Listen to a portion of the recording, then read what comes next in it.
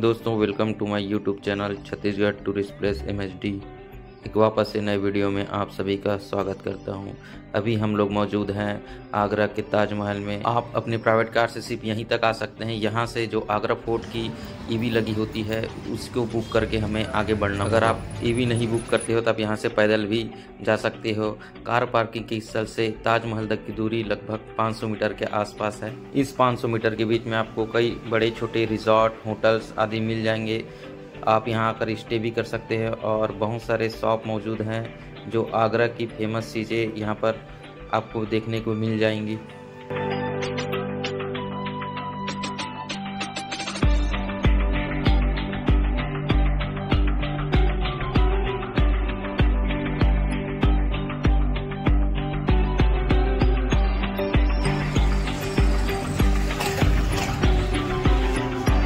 दोस्तों, अब हम लोग पहुंच चुके हैं ताजमहल के प्रवेश द्वार में। यहां से आपको एंट्री टिकट कटाना होगा। एंट्री टिकट कटाने के बाद ही आपको अंदर एंट्री किया जाएगा।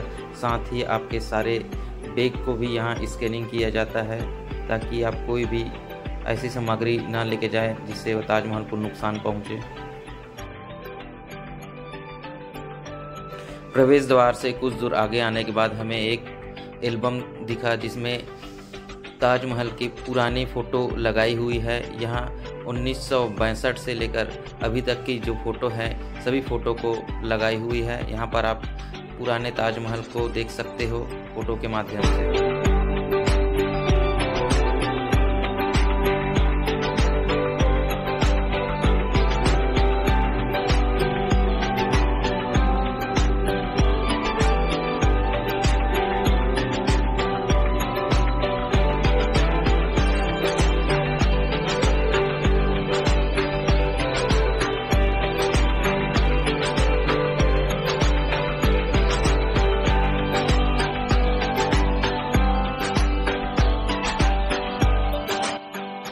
ताजमहल भारत का सबसे मशहूर स्मारक है, जहां शाहजहां के स्मारक के बारे में आज तक कई कहानियां बनी हुई है। भारत सन 1671 मुगल बादशाह शाहजहां अपनी बेगम मुमताज महल की मौत का मातम बना रहा था।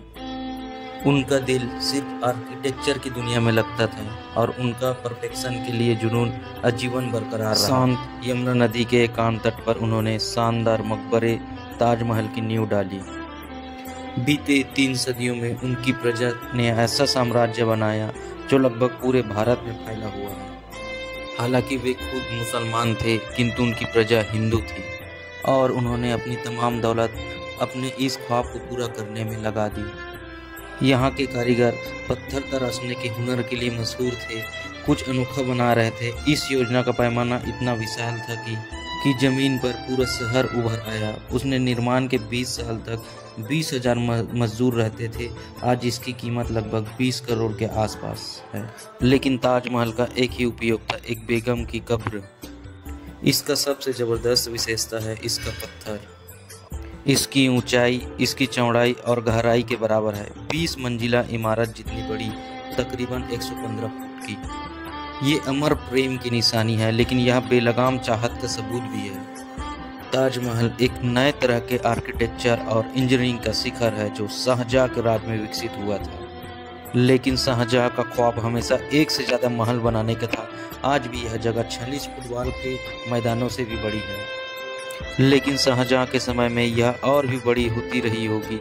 आज ताजमहल की तस्वीरें एक ही जगह से ली जाती है, वही इसकी पहचान बन गई है। लेकिन ताज के भीतर ऐसी कई पीलानुमा इमारतें अलग अलग सभ्यताओं का मेल कराती है। ये मुगल राजवंश का नमूना है।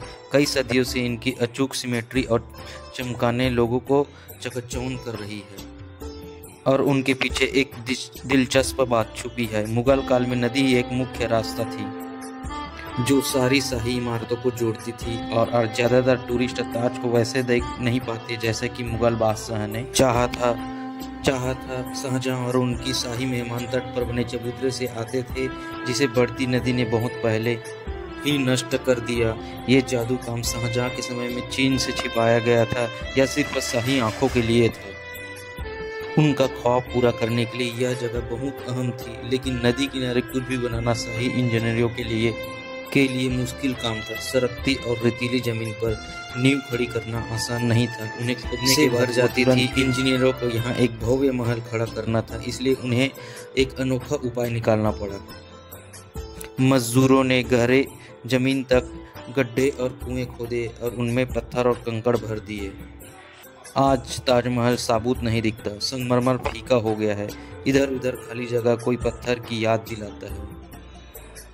यह प्रदूषण और साल भर लाखों टूरिस्ट की चहल पहल के असर है। कभी कभी तो एक दिन में 30,000 लोग यहाँ आ जाते हैं। इसलिए ताजमहल के संरक्षण का काम अपने आप में बड़ा भारी है, देखने से लगता है। लेकिन ताजमहल संगमरमर के ठोस ब्लॉक से नहीं बना है, उसे सारी से बनाया गया है और फिर उसे संगमरमर या लाल सैंडस्टोन के ब्लॉक से बनाया गया है। सैंडस्टोन के ब्लॉक कटने के बाद उन्हें सुंदर नक्काशी और मार्बल के जो काम से सजाया गया है। बारीकियां पर गजब। संगमरमर को जड़ने के लिए पारंपरिक तौर से काटा जाता है। इसमें बहुत बारीक कारीगरी की गई। संगमरमर को रगड़ने की सरल तकनीक से काटा जाता है। इसमें रेत, पानी और पतली डोरी की इस्तेमाल किया जाता है। कंप्यूटर का यहाँ कोई काम नहीं, हर एक हिस्से को बड़ी मेहनत से हाथ से तराशा जाता है। यहाँ जो गारा इस्तेमाल होता है वह 300 साल पुरानी पारंपरिक विधि से बनता है। जांच करने से पता चला कि ताज पर इस्तेमाल आटा, नींबू और संगमरमर की धूल से बना हुआ था। साथ ही साथ इसमें फलों का रस मिलाने का भी पता चला है। 350 साल बीतने पर भी शाहजहां की विरासत आज भी मजबूत है। उस वक्त और आज भी कारीगर उनके प्रेम की यादगार की शान को बरकरार रखने के लिए मेहनत कर रहे हैं। लेकिन इसे बनाने में और भी लोगों का भी हाथ है। शाहजहां और उनका ताज दूसरी राजाओं और इमारत के वंशज हैं। ताजमहल पर काम शुरू होने के 50 साल पहले शाहजहां के दादाजी अकबर द ग्रेट ने लाल सैंडस्टोन से एक विशाल दुर्ग बनाया था। ताजमहल आर्किटेक्चर का एक बेमिसाल नमूना है और इसकी दिलचस्प प्रेम जन्म दिया बहुत मशहूर है। ये मुगल बादशाह शाहजहां ने अपनी प्यारी बेगम मुमताज महल की याद में बनवाया। मुगल सल्तनत में उन्होंने सबसे ज्यादा निर्माण किए थे। अकबर ने अपने साम्राज्य और किलों से भर दिया अपनी प्रजा को चकाचौंध करने के लिए और अपने राज की शान बढ़ाने के लिए। कारीगर अपनी कला आगे की पीढ़ियों को सिखाते जाते थे और आज वही कुशलता जिससे शहर बना उसे संजोए रखने के लिए काम आ रही है, क्योंकि यह तरीका नहीं बदला है। उन्होंने जिस तरह की सूक्ष्मता देखी उसकी बराबरी आधुनिक तकनीकें बहुत कम ही कर सकती है। यहाँ अकबर के कारीगरों ने जबरदस्त पत्थर की मोहर बनाए जिन्हें सुंदर नक्काशी और जड़ाऊ काम से सजाया गया है। सबसे ज्यादा उन्हें अपने राज्य में दिलचस्पी थी। दीवाने खास भारत की किसी भी इमारत से हटकर है। इसके बीच में थ्रोन पिलर नाम का एक अद्भुत नक्काशीदार एक स्तंभ खड़ा है, जिसके ऊपर एक बड़ा गोलाकार चबूतरा है। उसे 4 जंगली दर निकलते हैं। प्राकृतिक तत्वों के प्रयोग से इमारत की दिखावटी को संवारने का ख्याल ताजमहल पर पूरे जोर शोर से इस्तेमाल हुआ है। आगरा फोर्ट हमेशा से एक छावनी से ज्यादा रहा है। खूबसूरती बढ़ाने के लिए शाहजहां पूरे राज्य और उसके बाहर से भी राय लेते थे। उन्होंने यूरोप के कारीगरों को अपने दरबार में बुलाया था। तो दोस्तों, आज की वीडियो में बस इतना ही। मिलते हैं अगली वीडियो में। वीडियो अच्छी लगी हो तो लाइक करें, सब्सक्राइब करें, शेयर करना ना भूलें। धन्यवाद।